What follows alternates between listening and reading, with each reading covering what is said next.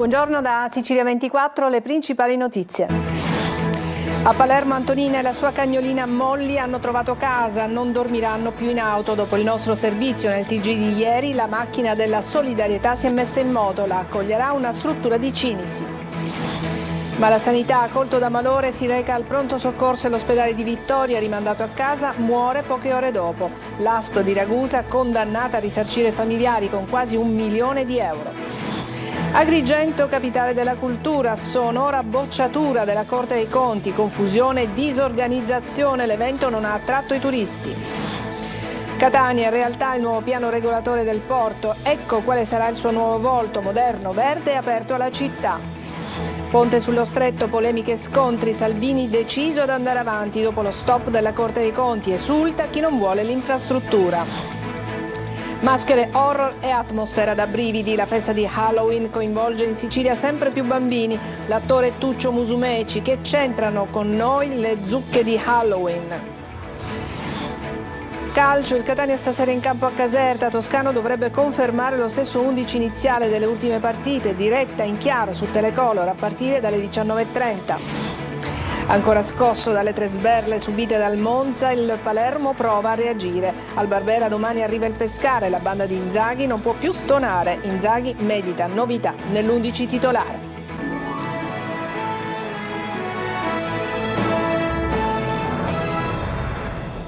Bentrovati, apriamo questo nostro telegiornale con una buona notizia e con una vittoria anche nostra. Dopo il servizio di ieri nel TG che vi abbiamo proposto, l'intervista alla signora Antonina e la sua cagnolina Molly hanno trovato una struttura pronta ad accoglierli e oggi abbiamo incontrato nuovamente la signora Antonina. Marco Gullà. Traguardo raggiunto. La signora Antonina e la sua amata cagnolina hanno trovato una struttura che li accoglierà in attesa di una sistemazione definitiva. Dopo il nostro servizio, la macchina della solidarietà si è subito mossa e così anche l'onorevole Ismaele Lavardera ha supportato la causa. Questa mattina la telefonata di un titolare di una casa alloggio a Cinisi. Lei mangia con noi, si lava lì con noi, si lava lì in struttura, gli laviamo i vestiti, tutto completamente. Nella sua pensione se la usa per le sue cose. Fino a ieri notte, come vediamo, la signora Antonina, nonostante la pioggia, dormiva in auto. Da questa mattina l'incubo è finito. Lei come ha trascorso la notte, signora? Chiusa in macchina, sveglia e c'era un po' di freddo. Ho mandato questo messaggio sui social e si è mossa una macchina di solidarietà incredibile. Abbiamo già una struttura di Cinisi disponibile, mi ha mandato un messaggio stanotte alle 11:30 di notte, una signora che ha un B&B a Cefalù, che ringrazio, pronta non solo ad accogliere la signora, ma soprattutto anche il suo cagnolino, che è la cosa più bella. Cioè il cagnolino che è in macchina insieme, in attesa però, e questo ne prendo atto, che il comune di Palermo, da quello che ho capito, ha chiamato Toni Pellicane, il comune di Palermo, che ringrazio perché se la politica tutta insieme può muoversi, ho fatto un appello al sindaco di Palermo, all'assessore Ferrandelli, che si sono mossi, quindi ne diamo atto che si vogliono muovere per una struttura ovviamente definitiva. E questa è la commozione della signora Antonina, non serve aggiungere altro. E adesso invece una brutta notizia. Dopo la morte di un uomo che si era presentato al pronto soccorso di Vittoria, aveva avuto un malore, era stato dimesso con una semplice prescrizione medica, ma poche ore dopo invece quest'uomo di 78 anni è morto. Adesso l'ASP di Ragusa è stata condannata a risarcire i familiari dell'uomo a 960.000 euro. Sentiamo Veronica Barbarino. Era la notte di Ferragosto del 2019, una serata di festa che si trasformò in tragedia per una famiglia di Vittoria. Un uomo di 78 anni, colto da un malore improvviso, si recò al pronto soccorso dell'ospedale Guzzardi. Nessun medico in turno lo visitò. Ad accoglierlo solo un infermiere che lo sottopose a un elettrocardiogramma, gli somministrò un antispasmico e un diuretico e infine lo rimandò a casa, rassicurandolo sul suo stato di salute. Poche ore dopo, l'uomo morì a causa di un aneurisma dell'aorta addominale, non diagnosticato. La vedova e i 2 figli hanno citato in giudizio l'azienda sanitaria provinciale di Ragusa e adesso, a distanza di 10 anni, arriva la sentenza del tribunale che condanna l'ASP al risarcimento di 960.000 euro. Siamo molto soddisfatti che anche la Corte d'Appello di Catania abbia fatto giustizia, come già del resto aveva accertato il Tribunale di Ragusa in primo grado, confermando la responsabilità dell'ASP di Ragusa riguardo al decesso di un malcapitato 78enne che ha avuto la sfortuna di sentirsi male e di arrivare all'ospedale Guzzardi di Vittoria senza essere correttamente accolto e quindi curato. La Corte di Appello di Catania ha confermato infatti il risarcimento agli eredi, ma ha riconosciuto all'ASP di Ragusa il diritto di rivalersi sull'infermiere. Tuttavia, l'importo a carico del sanitario non sarà vicino al 1 milione di euro, ma sarà calcolato, secondo la legge, fino a un massimo di 3 volte il suo reddito professionale annuo lordo riferito all'anno della negligenza. Un cardiologo è stato aggredito dal padre di un piccolo paziente all'ospedale dei bambini a Palermo. L'aggressore avrebbe giustificato il gesto per i ritardi nelle cure del figlio. Sono intervenuti i carabinieri. Agrigento, capitale della cultura, arriva la bocciatura ufficiale della Corte dei Conti. Confusione e disorganizzazione, l'evento non ha attirato i turisti. Lorena Dolci.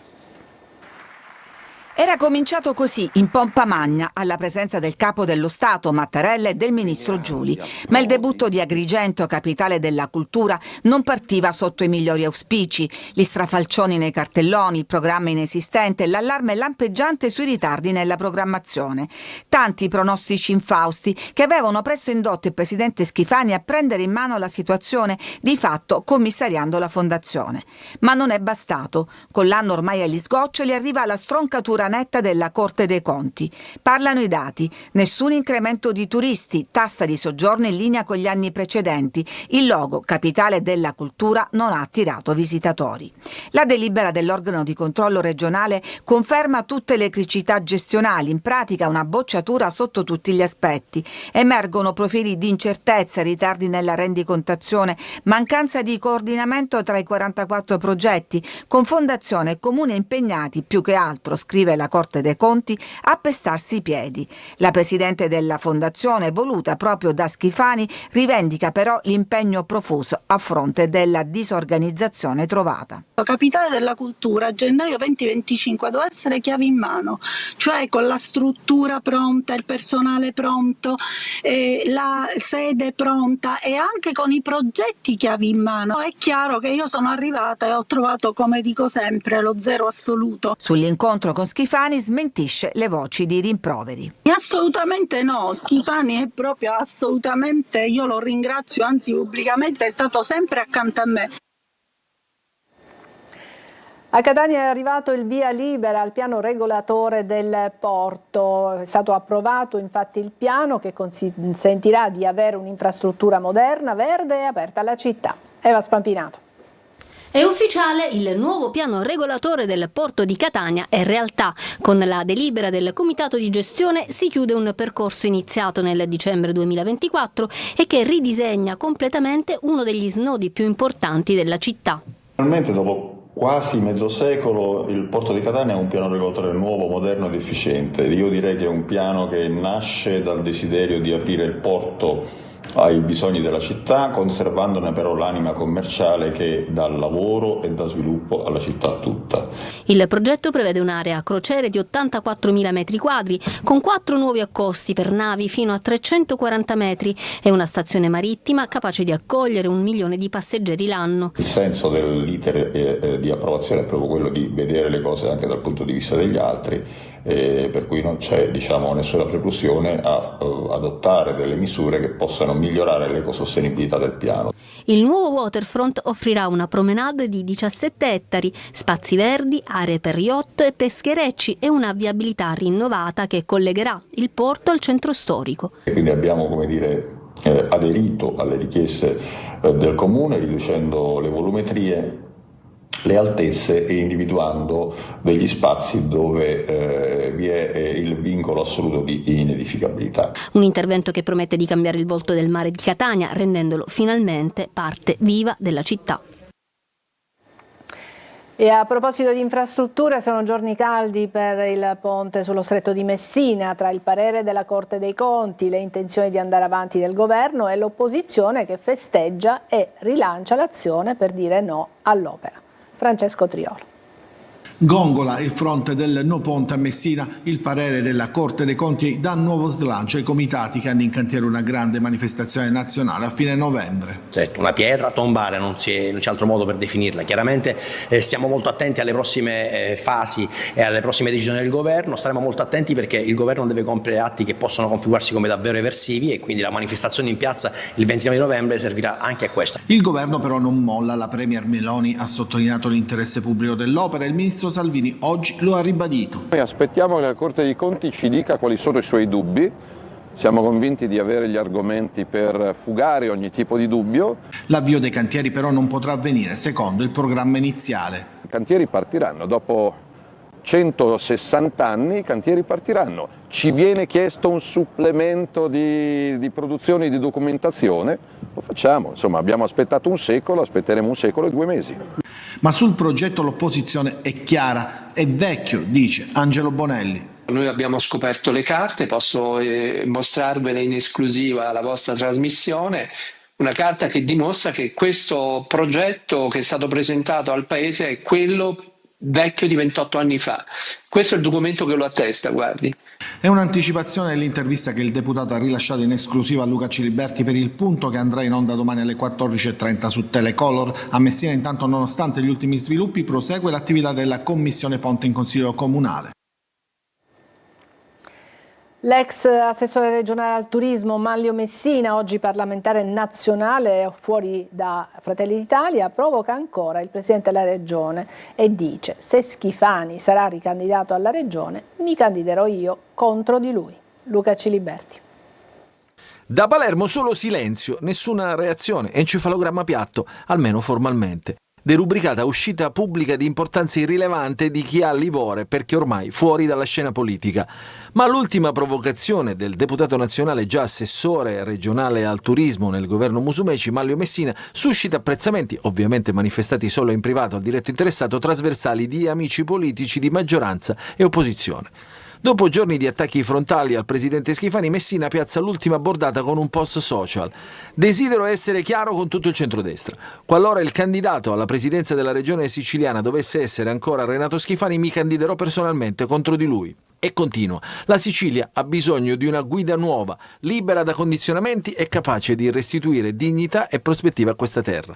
Il deputato nazionale, che ha ricoperto posizioni di vertice nel partito della Meloni prima di lasciare in rotta con i maggiorenti nazionali, accusa Schifani di dichiarazioni autoreferenziali e di non offrire un progetto politico credibile per il futuro della Sicilia.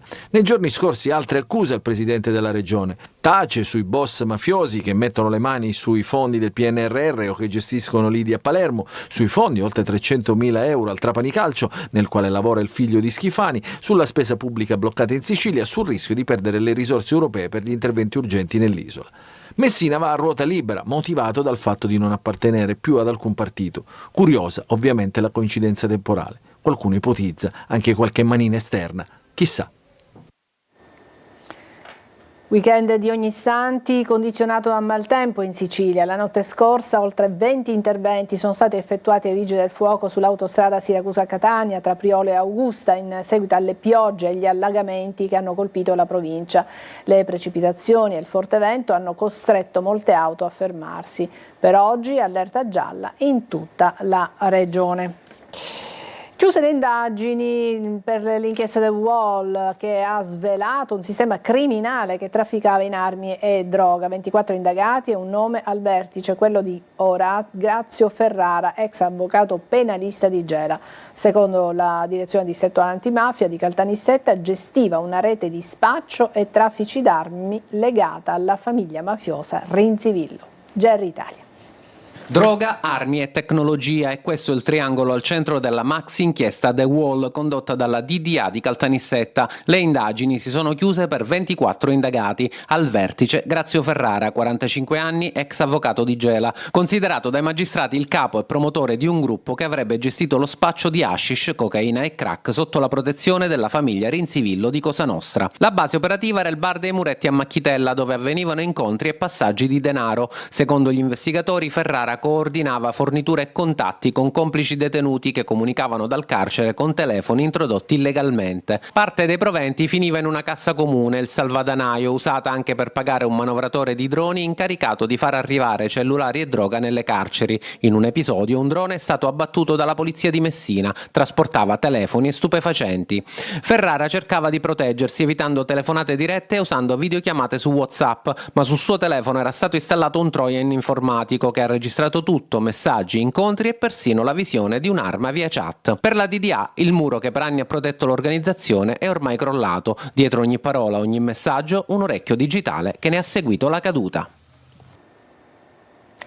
A Catania ha aggredito l'ex compagna in strada colpendola in viso con una pietra, provocandole la frattura del naso e un trauma cranico. L'uomo, un colombiano di 35 anni, è stato arrestato. Si è scagliato contro la donna in via Velo nel quartiere San Cristoforo davanti agli occhi di alcuni passanti che hanno subito allertato la polizia. Adesso una breve pausa, poi parleremo della festa di Halloween, della festa dei morti e della fiera di Catania. A tra poco.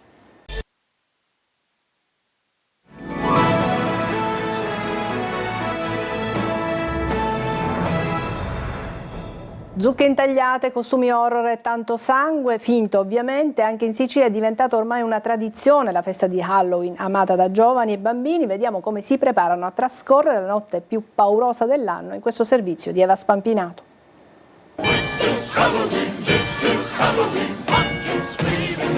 Halloween si avvicina? Siamo tutti terrorizzati, una notte da paura. Stanotte sarà la notte più spaventosa dell'anno e in molti si preparano a festeggiare. Facciamo una festa con amici. Sono alla ricerca disperata di un naso allungato. Ci dovremmo vestire da Mavis e Johnny del film Il cartone Hotel Transilvania. Ci piacerebbe vestirci da Scary Movie, lui da samurai. Maschere terrificanti, atmosfera da brivido. Il 31 ottobre gli abitanti dell'oltretomba arrivano fra noi, almeno secondo la tradizione celtica, che ha portato la festa di Halloween prima in America e poi nel resto del mondo, riempiendo i negozi di gadget a tema e diventando un appuntamento attesissimo da adolescenti e bambini, pronti a gridare dolcetto scherzetto. Ne abbiamo fin troppi durante tutto l'anno. E le mamme si adeguano preparando calderoni pieni di dolci in attesa del passaggio dei piccoli fantasmini. Un po' di cioccolatini, caramelle, perché passerà qualche bambino sicuramente. Tra coltelli finti e oggetti horror, in via Manzoni il travestimento più richiesto è Scream, il più venduto in assoluto. Poi c'è It, la bambola assassina. Pennywise. Ho un clown sexy, un po' horror. Uso vestiti che già c'ho. Magari lo decoriamo, lo personalizziamo. Rendere l'atmosfera un po' diversa rispetto a come esco ogni sera. C'è chi ricicla gli abiti che ha in casa e c'è invece chi cerca un total look che per le donne è rigorosamente sexy. Corpini, gonnelline, poi un po' paura sì perché si comprano il sangue, le lentine. E adesso sentiamo l'attore catanese Tuccio Musumeci che sulla festa dei morti commenta a modo suo che c'entriamo noi con queste cucuzze della festa di Halloween. Lo ha incontrato Giusy Lazzara. Ci accoglie nel suo studio pieno di ricordi e non manca la sua liscia tutta catanese. Tuccio Musumeci, a 90 anni, ha lasciato il teatro, ma resta un acuto osservatore. Anche sulla festa dei morti ha le idee chiare. Noi per esempio ci addormentavamo perché ci dovevamo svegliare di mattina presto per trovare i giocattoli. Questa è la vera festa nostra italiana, va bene, ma siccome siamo un popolo di imitatori facciamo Halloween, i cucuzzi. E siccome ormai il popolo italiano è tuttora cucuzze. Cosa le lasciavano i morti? Gli automobili tutti in latta, oggi non si può, dice che se uno si può tagliare. No, io non mi ho tagliato mai, nessun bambino si tagliava, erano i giocattoli. E i nostri genitori ci compravano i dove ci dicevano cosa vuoi che ti lasciano i morti, cosa vuoi te? E io ho piacere che mi lasciano questo, ho piacere che mi lasciano quest'altro. Io mi incattavo e mi facevano trovare la mattina. Non c'è solo uno sguardo al passato, ma sempre più si pensa al recupero di una tradizione che dovrebbe avvicinare ai nostri cari che non ci sono più. E apre oggi a Catania la tradizionale Fiera dei Morti, un appuntamento atteso che anche quest'anno offrirà 150 stand con una zona dedicata al cibo e a giochi per i bambini. Ancora Giusy Lazzaro. A Catania con il taglio del nastro apre i battenti la tradizionale Fiera dei Morti legata alla commemorazione dei defunti.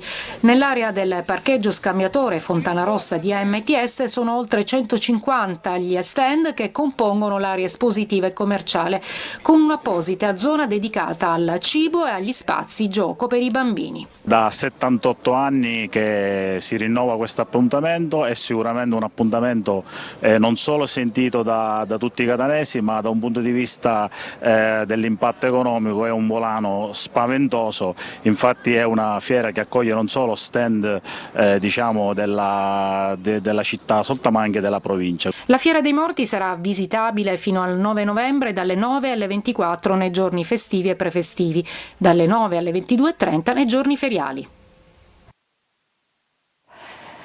E adesso una breve pausa e poi il calcio.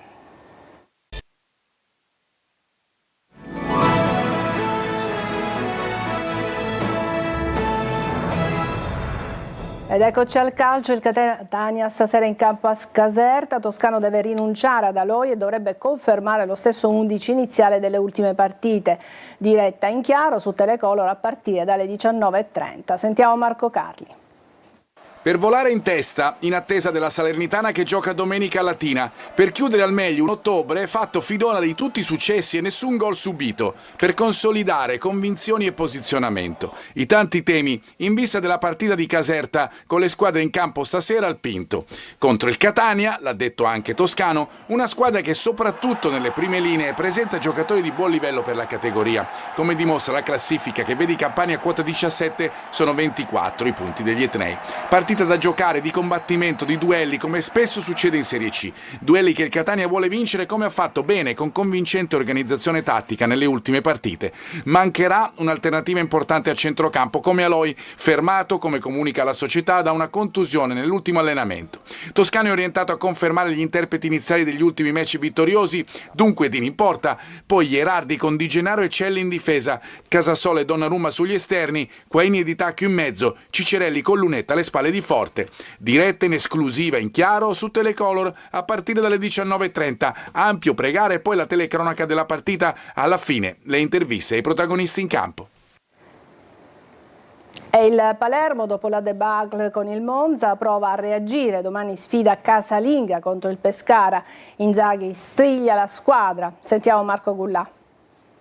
La batosta casalinga contro il Monza ha mandato KO ambiente e squadra. Il Palermo è tornato sulla terra e anche bruscamente un punto nelle ultime 3 partite è un segnale di crisi. Domani al Barbera contro il Pescara la banda di Inzaghi non può stonare, occorre una vittoria per rimettersi in carreggiata. Insomma è stata una battuta d'arresto che era preventivabile, speravo non arrivasse, però io penso che anche dalle sconfitte si possa uscire rafforzati, probabilmente sono arrivate nel momento giusto, tutti noi volevamo che non arrivassero. Però se dovevano arrivare insomma 28 partite dalla fine, un attimino di esame di coscienza da parte di tutti, perché probabilmente quello che bisogna costruire è tanto. Inzaghi valuta alcune novità di formazione in vista della sfida con il Pescara, ultima tappa del mini ciclo di partite ravvicinate. L'allenatore potrebbe tornare al 3-4-2-1, sistema di gioco più utilizzato dall'inizio, e potrà contare sul rientro di Bani, recuperato dopo l'infortunio. Sulla tre quarti potrebbero rivedersi dal primo minuto Palumbo e Brunori, nessun turno di riposo invece per Poyampalo. Bisogna crescere tutti